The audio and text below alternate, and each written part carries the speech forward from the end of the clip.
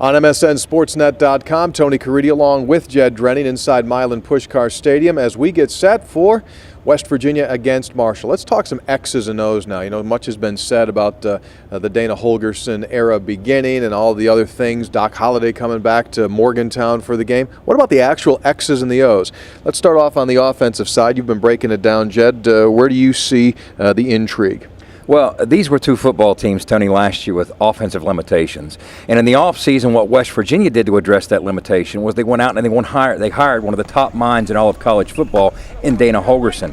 Marshall, on the flip side, who played 28 freshmen a year ago under Doc Holliday, went the other direction with it. What they did, hoping for a brighter offensive future, is they're starting a freshman quarterback who's going to come into an environment that's going to be very tough. Yes, it's an untested Mountaineer defense trying to replace 7 starters, but they're going to have to find a way with a team that last year ranked 114th running the football.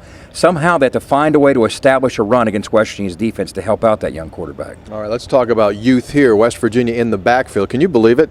3 of the top 4 running backs are true freshmen. Now, this is a pretty good Marshall defense. Let's talk a little bit about how you see them proceeding against this defense of the herd. Well, the strength of this defense, despite the fact they're very veteran in the secondary, I still view the strength of it as at the point of attack. Obviously, all the talk is about Vinnie Curry and his sack numbers, but also he led all defensive linemen in college football a year ago in sacks. Their front 7 is pretty stern. They've got a lot of experience there. On the back end, they got everybody back, but traditionally for the last 3-4 years, Marshall has struggled against the pass. You touched on the fact we got a lot of young guys that we're going to be inserting into the lineup, giving different looks. They're all going to get their chances to take their pop. When you look at Dana Holgorsen from a run game perspective, he's done one of 2 ways. A year ago, Oklahoma State, he recognized that he was inheriting a bell cow in Kendall Hunter, so he ran with him, and he turned into a 1,500-yard rusher. Let's go back to 2008, when the jury was still out on what he was inheriting at the University of Houston. Well, he went running back by committee until Bryce Beal emerged with a big game in Week 5 and ended up with almost 1,300 yards. So he's seen it both ways, and it can work for him either way. You, as a former quarterback, have been in situations that Geno Smith is in, and that is starting a new offensive scheme. Is it realistic to think that they can go out here in Game 1 with an entirely new offensive scheme, entirely new offensive coaching staff, and click right off the bat? I think it is. Let's go back to what we talked about a lot in the spring. We have a 3-day installation process with Dana Holgorsen's system. It's a 3-day process for a reason. He likes to keep it simple.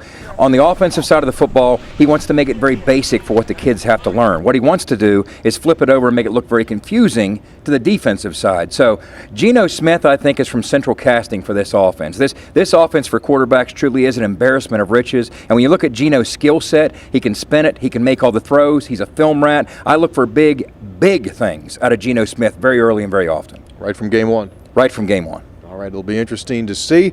All set to go here Sunday afternoon. Kickoff officially 3:36. The ball will go into the air. Should be warm, and the possibility for some thunder showers according to forecasters. That'll do it for our game preview. Along with Jed Drenning, I'm Tony Caridi on MSNSportsNet.com.